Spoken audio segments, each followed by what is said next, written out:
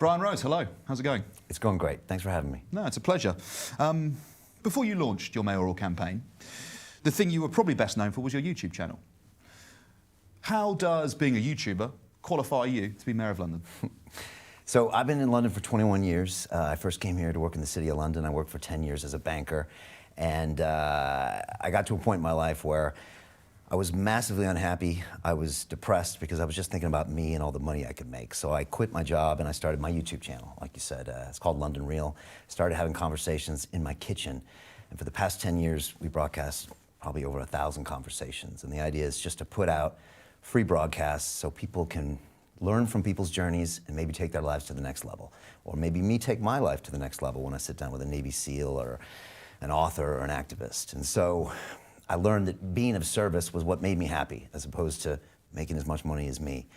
And so last year, mid-year, I was making videos. I was asking hard questions about the government. And at one point I thought, am I just gonna make some more videos? Or am I actually gonna do something about the future of this city and maybe actually be of service to a large number of people in a bigger way? So I came to a crossroads and I thought, you know what? I got 2 kids, they're 3 and 4 years old. 20 years from now, they're gonna say, what did you do, Papa, back in the great crisis of 2021? Did you make another YouTube video? Or did you actually step up and do something, you know? And I thought, I have to do this. And I still remember I went home to my wife and I said, honey, I'm gonna run for mayor. And she said, why? Like, London Real's never been so popular. Business has never been so good. You've never been so needed as a platform and a voice. Why do this? And I just said, I can't not do this. I can't live with myself. So I just went all in on it. I looked at the candidates. I wasn't very impressed. This city's given me everything. I love it here. I've been a citizen for 14 years. I actually plan on being buried here. And I just thought, I can't sit around and watch these politicians run it into the ground. And I looked at the 2 options that were given, this illusion of choice, and neither one of them impressed me. And so I just went all in, and I have the past 8 months, honestly studying London and trying to find out what are the problems, what are the solutions. And I think I've come up with some incredible ones. I've also learned about politics. The more I learn, the more it actually makes me a bit sick, what the whole process is. But as an independent voice, I can say what I want, do what I want. I don't have to check with a party. I don't have donors. So this is kind of an extension of London Real. That's the way I see it. Slightly damning for you to say that when I am sat here still making YouTube videos, so I'll take that on the chin. Would you describe London Real as something broader than a YouTube channel? You said there it was kind of a platform or a movement, I mean? You know, it's something, again, when I started back in 2011, everyone thought it was crazy. All my old banker buddies thought I was crazy. Some still think I'm crazy. I was never doing it to run it as a business. Anybody I could get to come over to my studio, I would have conversations with. Jiu-jitsu buddies, anybody from banking I knew, any friend. And we just had these conversations, long form. I was inspired by Joe Rogan. And so we just had these long form conversations and we put them out there. And for 3 years, I did that alone in my kitchen with no vision, no business model. But we started to get these themes of listening, learning, and trying to become a better version. And I became a better person over time. And so about 3 or 4 years ago, we decided to create, what is this about? And we put a mission statement out. And it is, our mission is to create a mass-scale transformation of humanity into a fully empowered, conscious, and cooperative species. That's what we came up with. Everything we do was that, whether it's a documentary film or my academy or a broadcast, it was trying to change the world into this positive place. That's what we do. And so every day I come to that and I put someone in the chair and hopefully I tell their story and allow someone out there to make a decision whether they think their story is good or bad or they can learn from it. I know I put guests in the chair sometimes that I don't like them, I don't agree with them, I think their ideas are weird, but then sometimes 5 years later, I'm doing those things. You know, whether it's Wim Hof the Iceman, I think he's a weird, the guy sticks himself in ice for an hour, but now I take cold showers every morning, you know? So I've learned so much and I've learned that I'm not always right, and so that's kind of the mission of London Real. I think I'm kind of searching for a purpose and I kind of found one with that. Becoming the mayor, I think, is a way where I can do more of that, try to help people take their lives to the next level somehow. So this was there and I felt like I had to do it. Where did you see the most success, both in terms of sort of, you know, YouTube views, but also real world impact? From London Real? Yeah. I mean, the big impact was on me. You know, I mean, when I started, I was depressed, alone, no family, and basically kind of trying to drink myself to death. You know, I had one of the big 2-story apartments in Shoreditch, And I was there alone, and I was so confused with what life was all about. I thought it was all about making money and the American dream or whatever I got as a kid. So every year on London Real, I found out I was becoming a better person. I actually ended up meeting a woman. She had a daughter. We moved in as a family. I started having these cool friends with cool conversations. I started taking my health more seriously. I stopped drinking 4 years ago. So it was more about me and my process, and then the exposure from people, and I was making connections, and it just something felt really good. And I come from an engineering background. I got a degree from MIT where everything's logical. It still doesn't make logical sense what I do. But I know that things feel good, and amazing things happen to me when I'm doing London Real. Amazing things happen to me when I'm running for mayor. I get people that want to help me in my journey. So I don't know, I feel like I'm doing something right. I mean, success-wise with London Real, I mean, I teach students podcasting, and on Tuesday, one of the students raised their hand and said, "How long until I get my big episode that's going to get me famous?" And I said, it's going to happen much longer after you want it to. It's not going to happen when you want it to happen. But the world is going to test you to see if you're doing this for the right reason. And if you're telling great stories and putting out great content, over time, great things will happen. But it's not just going to be one guest or one thing or one program or one movie. It's a body of work. It's showing the world you have a commitment to a mission. So with London Real, I mean, we had different things that marked different levels of awareness and success. So there's benchmarks of guests that got really big or movies we made that made a difference, but it's all kind of the same mission of just trying to make this transformation, and it continues. It's going to continue at City Hall as well. I'm just going to move the channel over there and keep broadcasting. On this point of sort of weird people that you might not necessarily agree with, you interviewed renowned conspiracy theorist David Icke. Why? So my mission on London Real, and what I always tell my guest booking team is, try to put someone in the chair that makes me uncomfortable. I always tell them that. Try to put someone in there. I don't want to be an echo chamber of ideas. And so over the years, they put a lot of people in that chair. And David actually was one of the least controversial when you look at some of the guests. Rose McGowan, one of the founders of the Me Too movement, was very controversial. I had Moazzam Begg, a Guantanamo Bay prisoner who was unjustly prisoned there. I had Edward Snowden's attorney before he was cool. I had, John Cleese last year, who I couldn't broadcast on my YouTube channel because he was getting censored. And so, David's just one of the many guests that a lot of people didn't agree with. And I don't agree with everything he says, but I do believe he has the right to say it. And I've met people on the streets that have said, "Brian, I don't agree with what your guests had to say." I say, "Okay, but do they have the right to say it?" And they said, "Well, of course they do." Do you have the right to hear it, or should your government or Ofcom or a major technology company not give you the right to have that argument or conversation, especially out in the public? I don't want this to happen someplace on the dark web. And so I stuck him in the chair.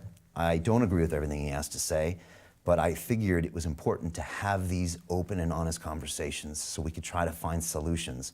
If you look at any of the history, especially in Europe, of censorship, book burning, restriction of information, it's never led to anything positive. It always leads to darkness for humanity. So I think we should have these conversations. And freedom of speech usually means someone saying something you don't like.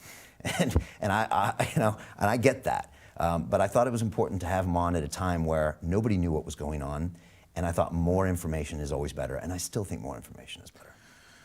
Is there a limit then to free speech? Because, in my eyes, David Icke is a person who has, he said that the Rothschilds, a Jewish family, planned coronavirus. He's questioned elements of the Holocaust or that it's even happened. He's advocated the idea that there's this sort of race of lizard people running the world, and also that a lot of those people happen to be Jewish. Is there a limit on what someone can say? Do you impose one, or not at all? Are you sort of a free speech absolutist? No, and I've had to think deeply about what freedom of speech means, because last year we put everything on the line to fight for freedom of speech. I put my whole YouTube channel on the line. It was moments away from being completely deplatformed from YouTube. I had a very public battle with them. And again, this is 10 years of my life, 10,000 videos, 250 million views, that was like this close to being pulled. And so I had to say, well, is this really important to you? And what are the limits of free speech? So this is what I came up with. It does not include hate speech, inciting to violence, overthrows of governments. I don't think that is allowed when it comes to free speech. And I don't tolerate that on my platform. And if you look at my mission of transformation, I've had every person of every type on my platform to speak their views. Now, I didn't speak of any of these issues with David, There's accusations against him, but I can't confirm those things. And I would not tolerate any type of hate speech on my platform. I've had conversations with all different types of people, including talking about the Holocaust with Eva Schloss, a survivor here in London. I've had these conversations with Professor Emeritus Noam Chomsky, who has his own issues on how we should have free speech around these issues. But I don't tolerate anything around that. Anyone that's watched London Real would know that. So I know people have come out and tried to attack the choices that I made. I never saw evidence of that. We didn't have discussions on that, and I wouldn't tolerate that on my platform. So yeah, there is a limit, in my opinion, if it's hateful, if it's inciting violence, if it's inciting the overthrows of governments. Is that slightly subjective? I guess maybe it is. There will always be this weird blurry point, but I don't think trying to hide these people away and their ideas is the right solution. And also, we should separate the person from the idea as well. So let's acknowledge the idea. Is there merit in the idea? If there isn't, then great, it's stupid, let's put it aside. On YouTube, there are tons of people who put videos out about the flat earth. I don't believe the earth is flat, but they have a right to put it out there. They have a right to make those arguments, and for some reason, YouTube thinks it's okay to have those videos up there. And yet, when you put out a lot of other videos last year that were questioning decisions of the WHO, et cetera, they thought that those should be censored. So we have some real questions to ask ourselves about freedom of speech and digital freedom of speech. I mean, the real enemy here, I think, is our technology platforms. And I'm still facing that censorship on YouTube, on Facebook, on Instagram. It's a real thing, and most people don't know it's real. They think Google is a search engine. It's an agenda engine is what it is. And most of my content has been censored on YouTube. And so I now feel censored when I speak on YouTube. But this is dangerous stuff, and I think we're only getting started. So again, I feel that I should put people in that chair that can voice and then allow you as an adult to make that decision yourself. You have sovereignty over your own body, what you can put in your brain. Every person I meet on the streets of London says I should have the choice to engage with that person. I shouldn't have a government trying to treat me like a child. And so I try to give people that choice. You can watch it, you can not watch it. We'll come to sort of the censorship and the tech platforms in a moment, but on this issue of sort of the flat earth guys versus sort of Holocaust denial or coronavirus misinformation, I put it to you that the difference is potentially millions of people dying. I mean, that's kind of the difference between the two there, in my eyes. That's why one kind of, is allowed to continue, i.e. flat earth. What's the real risk to someone propagating misinformation about coronavirus or, telling lies around the Holocaust? There's a really big material difference there, isn't there? So let's look at last year as far as misinformation. We had the Imperial College numbers that came out that were predicting 1 to 1.5 million deaths from coronavirus. I had a guest on named Professor Michael Levitt. He's a Nobel Prize winner from Stanford who estimated about 1/10 of that, which is actually what happened. That man was not allowed to be broadcast on my channels. I had to put him on my own separate channel so people could hear those ideas. And yet he was correct in the end. If we look at Theresa May standing up in the Houses of Parliament saying, it seems to me that the government is basing their science based on their policies, not the policies being based on the science. She called out the Cambridge study and said, this doesn't seem right. So again, I wouldn't say that all the information we were getting from our government or our mainstream media was correct information. So when it comes to some of that, I think we needed a lot more information. And honestly, the longer we go on, we realize much of that information had some validity. Again, I'd rather have that conversation than not have that conversation. And again, it could be a very valuable lesson to how we move forward in the future if we can just hear that information. And again, if it's no good, if it's been proven wrong, if the study says it's wrong, great, let's move on. But I think we have to hear the dissenting voices. So, in the case of Ike, YouTube pulled that video, didn't they? They deleted it from your channel. Yes. Your response to that was to set up the Digital Freedom Platform? Correct. Tell us a little bit more about that. So first of all, the day itself was April 6th of last year. It was the second largest YouTube live stream in the world that day, second only to President Trump doing his coronavirus briefing that day. We kind of calculated, extrapolated out, it would have been the most watched video conversation in human history, just above Elon Musk, Joe Rogan numbers, based on our previous conversation and how many live people were there. So it was going to be massive, obviously clearly a huge demand. That night, YouTube deleted and banned my content for the first time in 9 years, and I was flabbergasted. I mean, and my first reaction was to re-upload it. And my first reaction was to upload a video saying, this is ridiculous, what is going on here? It was two people having a relaxed conversation for 2.5 hours where, again, did not incite violence, did not incite the overthrow of governments, and it just didn't make sense that a technology company was trying to make a choice about that. And it had never happened to me before. So I got angry. I had conversations with YouTube. The media went crazy. I actually found out about it from the BBC the next day as opposed to my YouTube rep, which I wasn't very happy about. And we ended up having a battle with them as far as what was right, what was not. At the time they said, well, he's saying things that break the WHO guidelines. And I said, well, Governor Cuomo just said you should wear a mask, and WHO, I think at the time, was saying you shouldn't wear a mask. So I said, should his channel be pulled as well? And we were having all these conversations. And again, there was no nuance. They said, well, he said this. And it's like, well, actually, that's not what he said. It's a very nuanced thing that what he said. So we had an argument, but it was pretty clear that if I put up anything criticizing what the WHO's line was, I was going to be taken down and then deplatformed, which was my business, also my life. I know that sounds strange, but my life is up there. My documentary films are up there. And this stuff disappears and it won't come back. Or it won't even be searchable, so it's basically not coming back. So we decided that that wasn't okay. I got angry. I felt like my human rights were being violated, and we decided we would do it anyways. So we decided to create our own platform and live stream it ourselves. Then I realized how almost impossible that is to do. So one thing that Google does really well is they give you these free services that cost probably billions of dollars, and as long as you play by the rules, they're free. But if you don't, then you get deplatformed or demonetized or these things, because these are very expensive to do. So to actually live stream a conversation can cost tens of thousands of pounds to do it with a live audience. This isn't like a video playback. I actually spend millions of pounds a year just creating London Real content, millions of pounds. Booking, technology, tech, editing, everything. And now I have a platform here that I have to do my own streaming on and my own tech on. And I had to build this during lockdown where we couldn't have any help. So someone said they wanted to help. I'd never asked for a penny in the history of London Real. And I thought, you know what? We need help and we're going to open it because so many people were following us in this fight. And so we had people donating to the Digital Freedom Platform. And we raised an incredible amount of money. And we pulled off the largest live stream conversation broadcast in human history. And subsequent episodes, I think I broadcast over 50 episodes with people that would have been censored. And they were all very important conversations that people could talk about at the time. I was listening to Joe Rogan yesterday, and there was a guy telling him many of the things that I spoke about a year ago, and they're nodding, oh yeah, well, everybody knows that now. But back then, no one was talking about this. And this was the only way I could stream that. And that platform is still alive, and I still pay for it today. So I'm really proud of what we did. We raised money from the public, and we have some incredible conversations up there, including with John Cleese, because I couldn't put him on YouTube. So. Raised more than $1 million, I think, in the end, the crowdfunder. Yeah, I think it was like 1.5 million. Okay, a lot of money. Yeah, it was amazing, incredible support. And is the Digital Freedom Platform completely independent of London Real? So what we've done with the Digital Freedom Platform is we've set it up as a separate entity, and since the calendar year finished, all of that is being audited now by an outside firm. So all of the expenditures, all of the costs is going to be set up as a separate entity in LTD, which has been created, and those are going to be published, I think, in the next month to 6 weeks. And it's the detail of what all that was spent on. But again, live streaming episodes yourself, and I think we used the company that live streamed the Super Bowl. Those are the ones that actually live streamed our first one.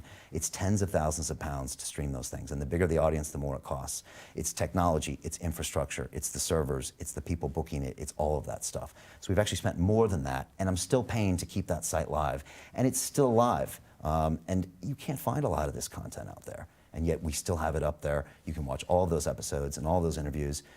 And I left it up, of course, for this race as well, because I don't apologize for what we did or our fight for free speech, and I'm very proud of the Digital Freedom Platform. And again, all the detail will be out there. I think most people are very happy about that. And I got a lot of support globally last year for making this fight. So in my research into the Digital Freedom Platform, I saw that it had one owner, which was it's fully owned by Longstem Limited, which is the same company that owns London Real, and has one shareholder, which is you. Are you saying that sort of in your next declaration of accounts, you're going to show that there's actually a separation there between those two things? Is that what you're saying? Yeah, well, we wanted to create this separate LTD so then that could have all the auditing purposes of it. So, I mean, it's got to be owned by someone. I guess we set it up as a one shareholder of Longstem, but it's its own separate entity. It has to report tax and VAT, and then it's all going to be fully audited by an independent auditor, and they'll go through and all of those accounts will be published. So, like you said, crowdfunder starts, I think you hit $100,000 in your first day, was it, for sort of the video streaming services? It was fast. It escalated very quickly after that. And the sort of that first $100,000 was for, as you just mentioned, sort of live streaming video services. There are free video services out there, aren't there, where you could host these videos where they wouldn't censor you? You know, platforms that aren't YouTube, places like BitChute, for example. Yeah, for hosting, but not for live streaming. And Right. I worked with the guys in BitChute in the background, and they were very supportive, and they hosted a bunch of videos as well, and we were happy. But none of those live stream, and we live stream every single one of these episodes. And the bigger the stream, when you got 1 million plus people watching, it's incrementally more expensive to do. You know, when I first set up the DFP, I was thinking one ICEP. That's really what I thought. I was like, let's do this one ICEP. Let's show that we can do it. It was more of a statement, and so many people wanted information back then. I think we forget how scared the public was and how we were only getting one line of information from the government and the WHO. So then I thought, well, wait a second, this needs to continue. And so we continued to get crowdfunding campaigns, and we continued to say, well, who else can we speak to? And we spoke to 4-star generals, doctors, scientists, Nobel Prize winners. And so, yeah, we extended it, and people wanted to keep contributing it. And then we also started various legal issues as well, and legal fights with Facebook and YouTube. And I was being deplatformed left and right at the time. LinkedIn took us off, Dropbox, PayPal. I mean, the list goes on. And we've all had varying degrees of lack of success fighting them in the courts so far. And I've also kept my YouTube channel because we figured we better have some presence on YouTube as opposed to no presence on YouTube. So I've had to play what I call the Mr. Rogers channel on YouTube, much to my dismay. I've also been demonetized there as well. I had thrown out of the partner program as well. And they've told me in no uncertain terms that I am one upload away from being completely deplatformed. And this will all be coming out in our documentary film that'll probably come out next year. But yeah, it's not been pleasant dealing with them by any means. And unfortunately, if you're not on YouTube, it's the second largest search engine in the world, owned by the largest search engine in the world. It's hard to be relevant. And so, yeah, most people don't realize how censored we are on a regular basis, Instagram as well. So, yeah, we're continuing to move forward and fight and continuing to do this. So. One of the other steps in the crowdfunder was for blockchain technology to be used in your videos, which for people unfamiliar, blockchain is basically a digital ledger that allows the transmission of information without it being sort of directly editable or hackable. It's quite a secure way of transmitting information. And I think it was $200,000 for that in the crowdfunder. What blockchain technology have you been using on the DFP?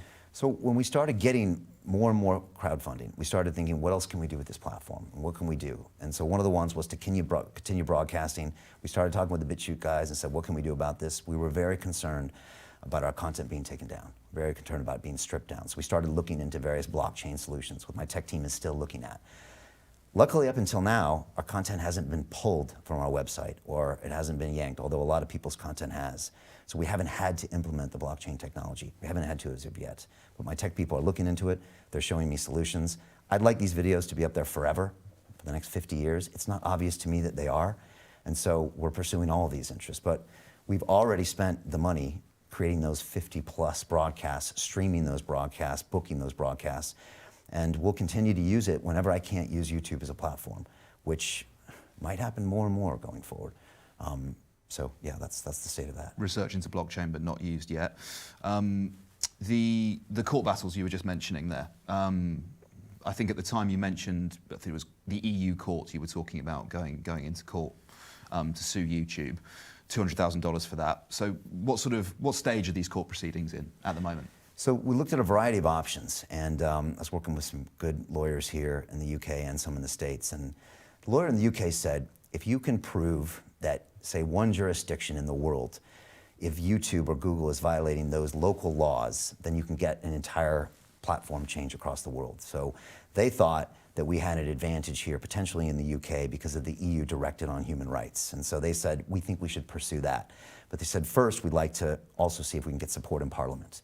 We also created a petition that we had signed. I think 250,000 people have signed our petition for digital freedom of speech, which was an important action. I had Lord Michael Farmer from the House of Lords on my program, and we spoke about restricting the digital technology platforms from censoring people here. I have a lawyer in the US who's gone after Facebook and tried to sue them for taking down our videos on Facebook. They've come back with a very standard corporate answer. and they're still pursuing that. It's very hard to sue YouTube, is what I'm learning. But we're still pursuing all of these options, and I'm still also on the platform trying to push the envelope as much as I can there. So again, we're pursuing all these actions, and I think as Mayor of London, it's part of my manifesto, is digital freedom of speech. And I think as the Mayor of London, I can show that we're not gonna put up with our digital platforms trying to censor the citizens. And I think this is where I can be even more effective talking about these things. And we see these digital platforms now being more powerful than our politicians. And it's really going the wrong way. In America, there's a massive battle there. And it seems as if the technology platforms bring their ideals from wherever they come from and they project them on the rest of the world. It's really dangerous. So we're still pursuing all of those battles and those issues. All of the expenditures will be in the audit. But as Mayor of London, already running for mayor, I think I've already projected this fight for digital freedom of speech much higher than I could have as a YouTuber. You can see where these questions are coming from, can't you? Because, you know, so we've got video hosting services. There are free alternatives available. Maybe you haven't used them. This is live streaming service. Yeah, no, absolutely. I appreciate that point. Those, I appreciate that point. Same for blockchain. You've researched it. It's not in use yet. Court battles, sort of ongoing, but not really a conclusion reached. And then simultaneously, you have your mayoral campaign running, and I've seen your advertising. It's a lot. There's a lot of billboards around. I've seen your videos of you walking around in front of those billboards as well. Expensive to advertise in all of those places in London. Similarly, we were chatting about your battle bus, broadcast quality. You can live stream there. Looks pretty luxurious. Can you see how people are going to look at that and say, okay, well, he said the money was for these things. We haven't really seen any material development there yet, and yet all of this other expenditure is taking place, and eyebrows are being raised about that. You understand that? I guess so. I mean, I spent 10 years in the City of London, as a successful credit derivatives broker for ICAP PLC. I mean, I made a lot of money. And then I spent 10 years at London Real, and we were a successful channel there as well. So I'm putting all my own personal money into this campaign. It's really that simple. And I thought, if I'm going to do this, why do this in half measures? So that's where all that money is going. Again, I'll have all the audited releases of this DFP platform, but it costs a significant amount of money to live stream, especially these big episodes, to create the technology platforms, to create the booking mechanisms, everything we do, and it'll all be out there. But we've spent more than that amount of money. We're continuing to pay in to keep that platform alive. And I'll publish all those accounts. And I understand the questions, and that's why we're going to publish the audited results. In terms of your mayoral campaign, I mean, you said you're sort of personally financing it there yourself. Yes. I mean, would you give us an idea of the figure? How much does it cost you? So first of all, no other candidate is putting their own money on this race. And so, the current Labour mayor is using his party's money. The Conservative candidate, Sean Bailey, I know had most of his funding pulled because he's not a credible candidate, but he's still spending I don't know, hundreds of thousands of pounds on his own campaign. I think I told the Times I was spending 7 figures on this campaign, and that's accurate, And when I first talked about this, I started speaking with my team, and we started reaching out to people that could help us, and they said, okay, do you really want to do this, or do you want to pretend to do this? And I was like, I really want to do this. I want to become the next mayor of London, and I want to try to take the city in the new direction. And they said, okay, this is going to cost you, because it's going to need this, this, and this. And if you want awareness, people are going to have to know who you are, because you're going against the two-party system. This is a duopoly. It has a stranglehold on everything, including the media and the polls, and all of this is this system of, it's somehow complicit, and I'm not saying it's intentional, but the status quo is rewarded. And so I don't get invited to the BBC debate, even though that's supposed to be objective journalism. Even though I have, according to the odds makers, and I don't encourage gambling, and I'm sure we'll talk about this, but they have had me in second place ever since I've announced for 6 months. Why don't I get invited to the debates? And so they said, you're going to need to build your awareness. And I didn't know exactly what that would entail, but I knew it wasn't going to be cheap. And again, I went back to the mission. Like, am I here to transform humanity? Yes, I am. And I'll be honest with you, I've had some very hard conversations with myself 2 or 3 months ago when I saw the amounts that some of these outdoor ads cost and some of these print leaflets, and I had to ask myself, are you really doing this for the betterment of London? Because you might not see this money again, and you might not get elected. And so, are you really doing this for the right reasons? And I said, okay, I am. And I built this 50-page manifesto. I'm sure you got a copy of it. I mean, this is 8 months of detailed research into the problems of London. And this is costed down to the pound. I mean, this is really serious what we're doing here. And so, yeah, it's costed us, but I think it's all worth it. And if I get hit by a bus tomorrow, hopefully not my own bus, someone can take this manifesto, and 10 years, I think they could change this city. So it's been important to me. It's not been cheap, but I don't regret it at all. Okay, so you've said we're going to talk about it, so let's talk about it. You're sort of second favourite with the bookies. Crucially, that is not the same as being second favourite in the polls. You know, to be direct, you're polling 1%. You know, I think we're higher than that actually yeah? now. Yeah. Okay. But you know, but let's talk about that. To be higher in the polling would probably maybe secure you an interview to a leadership debate. But in terms of the bookies markets can be moved, can't they? And you have admitted to betting on yourself. Obviously not in terms of, you don't have to say how much you bet, but any bet moves a market. If you bet on yourself, it's going to move towards you. And if you bet a lot of money, the market could also move towards you. So does that explain why you're second favourite? So let's talk about the polls. I think the polls are a 20th century instrument trying to measure a 21st century phenomenon. I have social media channels. I've got 500 million views, 5 million subscribers. I actually can see sentiment in real time. I can see, when I post a vlog, when I walk outside my office at night, I can see whether people are interested in my knife crime thoughts and my housing thoughts in real time. So I see sentiment, I see people on the streets, and it's not just subjective. I see a ton of grassroots support for us. Also, 1.7 million Londoners knew who I was before I started, out of 9.5 million. So I do not believe the polls. The polls call people on their landline at home at night. Do you have a landline? No. Do you pick up the phone with strangers? I'm a journalist, so it's slightly different. But would you speak to them for 15 minutes? No. And so I really question the polling data. I think also it's part of, you know, the media infrastructure that just doesn't have an interest in covering anything but the two-party system. So I really don't believe in the polls. Look, as far as betting, I worked at the financial markets for 10 years. One person cannot move markets. It's just true. And I bet on myself every single day when I wake up, when I put my suit on, and I go into my office, and I work really hard, put my own money on the line to change this race. So I put a modest amount of money on myself. It's not enough to move the markets by any means. These are 25 different bookmakers around the world. I love to watch it because I'm like, wow, maybe they know something I don't know here. And again, it was nice to see that it wasn't just me who thought Bailey was incredible, a not credible candidate. No other candidate is credible. And then they keep showing Sadiq Khan way ahead in the polls, which when I speak to people on the streets, the first thing they say to me is how much they're disappointed and they hate the current mayor and how much they want someone else in there before I can even say my name or my policies. And I don't believe those polls are reflecting what's going on. I think we're going to see a massive upset on May 6th. I really do. And I just don't think these old school instruments can monitor what I'm doing here, which is the first digital campaign, really. I'm speaking directly to the people. I've created these incredible videos, I'm sure you've watched some of them, that go direct to the people and criticize the mayor on knife crime, housing, the economy, transport. And I don't think anyone's ever seen a candidate do that. Plus, my life has been there for 10 years. You can see my struggles with addiction, my overdoses, my Ironman races, my struggle to be a parent, to be a leader. It's all on YouTube. It's all unscripted, uncensored, uncut. So I think people in London can see I'm doing this for the right reason. I care about Londoners. I love Londoners. The current mayor does not love London. He doesn't care about people. And I think people see that. I think they see a career politician who wants to become the next prime minister, just like our last mayor. He's a great politician. He's a master at the press release. Yet when he goes out in public, he literally has to run and hide from people. I've been told by Labour headquarters that he's not allowed to go out in public until the election day, or he might jeopardize his chances. Boggles my mind. I'm out there trying to talk to people. The police are trying to ban me from campaigning. So again, it's two choices out here. And it's surprising to me that the polls don't reflect that. But again, I think it's just a very old school instrument. One other area of sort of discussion we have to cover before we finish up, and that's sort of, you mentioned at the beginning your podcast courses, your sort of your business advice courses. This is sort of tuition, it's an academy. Could you just explain the concept for us?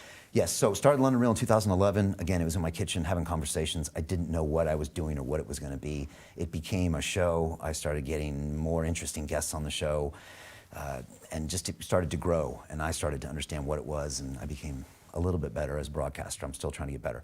About 4 years in, people would stop me on the streets and said, Brian, can you teach me how to do what you're doing? Can you teach me how to start a podcast? Can you teach me how to show what you've built here? Can you teach me how to publicly speak? Because I just done a TED Talk. And I was like, no, I'm too busy doing shows. Like, that's what London Real is. And so finally, after a year, I listened, and we created something to try to solve the challenges of our customer base. And this is what I teach actually in my courses. And so we created the London Real Academy. It started off as a really simple product that had some extra content, some direct access, some live streams from me. And I quickly realized that people wanted to learn how to broadcast, how to publicly speak, and how to build a digital business. And so we started creating these 8-week courses where I instruct them live, and they have a high degree of accountability, as in I don't accept people's excuses, their procrastination. Everything is action-oriented. I ask them to record videos. They have to get uncomfortable, and they actually have to do what they say they're going to do. Most people aren't ready for that type of academy. I actually think we have the best academy in the world. I think it's incredible. I have amazing success stories that sometimes are lost in the press. I've got people that have created multi-million-dollar businesses. I've put 5 or 10 people on the TED stage after my courses. I've had people create incredible award-winning podcasts on the back of it. I teach every Tuesday night. I'm still in high demand for my courses. But it's not an easy process. I have a high standard, and I don't know if everyone's ready for that. I think some people buy a book or they buy a course, and they feel like then they've done the work. When people show up, I do ask for them to do many, many things. And so, look, like any business, there are some dissatisfied customers, and I'm sure we have some of those out there. But I also have literally hundreds of video conversations, 30 minutes with people in my studio telling me how my courses changed the course of their life. You can watch them all on YouTube or on our website, LondonReal.tv. I think it's /graduates is where it is. And I'm really proud. I taught on Tuesday, and it's part of the mission to teach people, and it's still hard. I get people that have million-dollar businesses, employees at Google, people that are accomplished lawyers, and they still won't actually publish their first podcast because they're scared. They're scared of the criticism, right? I wonder why. And so I have to push them to do it because it's more important to create something of value than just to be scared of failure. So that's the big lesson in my academy. And look, I know there's been coverage of some people that weren't happy with the academy. And look, like any business, there's always customers that aren't. But the majority of my graduates are happy, and there are amazing success stories in there that unfortunately aren't told enough. And I'm going to start telling more of those stories. I sense with your answer you were getting ahead with what I was going to raise next, which is, this Facebook group, which I'm sure, in fact, I've seen you've been questioned about it already, so you're familiar with it. There is this group of people who really feel dissatisfied with the course you're offering. They feel they didn't get value for money. And this Facebook group is kind of a community of people, I think it's about 300 people, trying to secure a refund. And they feel that they can't get one, and they feel quite seriously wrong, to the point actually where, some of their credit card companies have refunded them because they feel like they haven't received the value that they paid for. How do you answer that? So I actually wasn't familiar with this group, but I heard about it recently. Look, right now we are a lightning rod for a lot of criticism for a lot of the things that we do. And so I find a lot of people somehow find us and find ways to criticize what we do in a variety of ways. Sometimes they're real, sometimes they're not real. Sometimes we track IPs and it comes down to 2 or 3 IPs that are generating hundreds and hundreds of complaints. So I can't confirm that all those people took my course. We have a very clear refund policy in place, and it's always been on our site. Sometimes they apply, sometimes they don't apply. And we're always clear with that up front. I'm sorry they're not happy with the product. I'm always trying to get better, I will say that. I'm always trying to change the course. We're always trying to get more accountability. I have former graduates that are team leaders in this course. We have community managers. We really try to keep people engaged. We try to get them through resistance. I mean, I'm literally talking people off the wire on these live calls sometimes on a Tuesday saying, okay, try doing a solo cast. You talk for 5 minutes on your phone. That's your first episode. I know you're scared, but I'm really trying to work with these people. So we can always be better. Of course, I want to listen to these concerns and make sure it doesn't happen in the future, because honestly, I think we have an incredible academy. So yeah, I'm always learning, I'm always listening, and we will always make improvements. Okay, so you kind of answered that criticism there, and I'll take that at face value.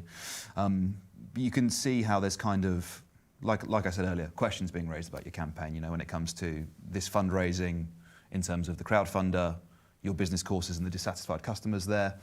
I believe also a sort of pressure group, non-affiliated pressure group, has written to you about sort of perhaps false statements in your campaigning. There's almost a pretty significant weight of evidence here that I would probably look at and say, can I take what Brian's saying at face value? There's how many times does someone have to complain about whether it's the crowdfunder, the business courses, or the statements that you're making in your campaign literature before you go, there's so many different things here that you can no longer take what he has to say at face value. You have to be more skeptical. You have to go to the layer underneath.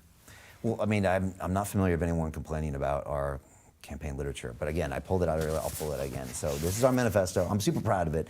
It's 50 pages. It's extreme detail of all of our policies. So again, getting London back to work, making the streets safe, transport and housing. I mean, we worked 8 months behind the scenes with senior members of the Metropolitan Police, senior members of TfL, senior members of the House of Lords. I cost everything down. How do you pay for the officers? Something my conservative candidate has no clue on how to do. I have an infrastructure tax. I know exactly how much is there. I know how to put corporate money directly into the communities. I'm working with Jamal Edwards on that. I mean, there's an incredible amount of detail in here that shows people I'm very serious about what I do and I have these plans for the future. So I think the majority of people out there know who I am. They've watched my content for 10 years and they see character, integrity, honesty, the truth, and it's all in here. You can't question the commitment, you can't question my drive or the fact that I really care about the city and I want to change it. And I think the majority of people feel that way. There is a minority, and they have the right to express themselves. As already discussed, yeah. And they do, and that's fine, and that's great. And I'm starting to learn that's such an important part of this political process is critics, and they do it, and Britain does it the best, you know, they do. They know how to rip people apart, and that's good. You should stand up to it and answer the questions. But I'm out there answering these questions, and again, I couldn't be more proud of our policies. We've been campaigning for over 6 months. I announced on October 14th. There's a lot of fair weather friends that just came into this for the last few weeks that are out there. We've been there, like driving my digital battle bus through every single borough in London, over 5,000 miles. I got detained by the police. They tried to ban me from campaigning. We got back out on the road and continued to campaign. I mean, I've been down there on the streets talking with people. I've been yelled at by people in Ealing because of the low traffic neighborhoods, because they're so frustrated that no one's come out there to listen to them. And I said, it was a guy named Mark. I said, Mark, I'm not the mayor yet. I said, I didn't do this. He said, but Brian, no one's talked to us. The mayor put this through. It's ruining our neighborhoods. The ambulances can't get through. It's hard to hear that, but I'm out there listening, and that's where this policy came from. It didn't just come from the architects and the economists. It came from real Londoners on the street saying, my friend got stabbed the other day. What are you going to do? I was with Eliza from the Lives Not Knives charity in Croydon 2 weeks ago. And I sat down with the youth workers, and they said, Brian, we talked to these kids, and they said the Metropolitan Police are disrespectful when they stop and search. He said, we understand they have to do it to protect the communities, but it's disrespectful. And so then I get on the phone with the Met Police guy, and I said, this is what they're saying. He said, Brian, we need more training. We know that's the problem. If you can give us 10,000 officers, we can do 2 days a month of better training. We can do community-based training where you actually train with the community. And I'm like, and I want officers from the community and the same race and ethnicity and backgrounds from the people they police. They said, Brian, we want to do better. You know, we want to do this better. We know we're failing, but right now they train on a computer, is what he told me. And so then I go back to the Lives Not Nice people, and I said, this is what they're telling me. They want to train with you. I found that people really want the best for London if we just get the politics out of it. I don't want to continue this bickering back and forth between side A and side B. And if you look at the States right now, it's turning into a civil war. And guess what happens here about 5 years later after the States? I don't want to go there in London. I want to be the independent voice that comes in, and I take the best ideas from Labour members, from Conservative members. I've worked from both sides on this document. And I want to take London forward. I want to do the right things with a 10 or 20-year horizon. I said to a Zoom call the other day with a bunch of these men and women, I said, if we do this right, some other mayor's going to take credit for our work. I said, is everybody okay with that? They said yes. I said, okay, then we're doing the right reason. We're doing it for the right reason with the right timeline. So that's what I want to do with this. Honestly, I'm really proud of what we've done, to say the least. I meet people on the streets that don't even know who I am. They haven't just seen the suits. They haven't just seen the ads. They actually know the policies. And that makes me feel good. I had a 12-year-old kid that rode by me on a bike the other day, and he said, you're the mayor, innit? And I knew he couldn't vote, but I also knew he probably never cared about politics before. I didn't vote in the last election, 2016, because nobody made it important for me. Nobody was on my digital platforms. Nobody was streaming live on my networks. Nobody was on Instagram. They're still not, really. So I think we need digital transparency in our politicians. I think I'm giving that. I think my life is out there, warts and all. I mean, when we started campaigning, my advisor said, you know, everything's going to come out. I'm like, oh, you mean my heroin overdose? That's in my movie, Iron Mind. Oh, my ayahuasca experience? That's in my other movie, Reconnect. All my other failings, it's out there. And I think people appreciate that type of politician, that at least it's out there. You know what I've been doing. For 10 years, I've been putting out these broadcast conversations. I think people appreciate that too. So I see this as going to the next level. It's going to be the hardest job I've ever had, and I've had some really hard jobs. Honestly, just getting my head around the problems of 9.5 million people is a very sobering thing over the last few months. Just to meditate in the morning like I do and actually feel the problems of 9 million Londoners. It's heavy stuff. You know, there's people getting stabbed every 2 or 3 days. I got a 17-year-old daughter. I got sons 3 and 4 years old. They're going to have to deal with this. I see people that just want housing. They just want a job. They just want their pub back. It's like, I just want to solve these problems and stop the politicking and stop the excuses. And in business, you have to solve problems. You have to deliver value to your customer or you get eliminated. And you have to be accountable, and you have to hold people to do what they say they're going to do. And the current mayor, I feel like, It's always Boris's fault. He asked for billions of pounds of bailouts. They raise your taxes, and it's always the same business as usual. So I want to get in. I want to build the 50,000 houses just to make a point and show everyone, look, this could have been done a long time ago. We're going to do it. Again, TfL, I see something we can run at a profit. I see massive value in TfL with the infrastructure levy, with 5,700 acres of property we could separate out and develop.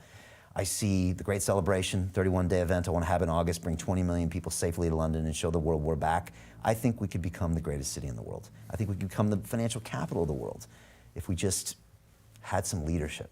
And maybe I'll finish on that. The current mayor of London isn't a leader. And again, a lot of people make fun of my suits and stuff, but 24/7, my job should be out there promoting London. Tourism, industry, business, safety, so more business comes in. I should be an advocate for London all the time, and Londoners, listening to their problems, serving them, trying to bring as much business and opportunity to this city. And that's what I plan on doing. And I think we need some leadership in there as well. Someone who's willing to say hard things and make hard decisions and not just play to the press and play to social media. And I think we see a lot of that with the current mayor. So that's the way I see this race. You know, it's been a fascinating journey, to be honest. I've learned a lot about politics. It's hard for me to believe that our current mayor could be ahead in the polls with his track record, because his track record on all these things is horrendous. And yet he's very good at coming up with pop-up policies, strangely, in the last 10 days before an election that now support small businesses or now support all these people that were ignored.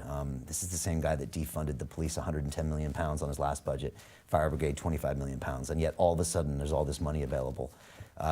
But he's very good at being a politician. I'll give him that. But you know, I'll stand behind these ideas in our campaign any day. So yeah, we're really excited, and we think May 6th will be a big surprise. Thank you very much, Brian Rose. Bit of housekeeping just at the beginning of your answer, which was actually quite a long time ago now. You've been speaking for a little while, but you know, the letter I was referencing was from the Reform Political Advertising Group. They sent your campaign a letter, and they said, quote, "You make claims that are clearly false statements of fact or blatant misrepresentations, as well as a number of material claims that are either dubious at best or not supported by reliable evidence." So that's what I was referring to there. I mean, I'll provide you the opportunity to respond to that if you'd like to, but I'd also just like to say thank you for taking the time. Thank you for responding to these questions. I think it's important that they're asked, and I appreciate you taking the time to answer them, so thank you. Thank you. It's a great talk. Cheers, Brian. All right, cheers.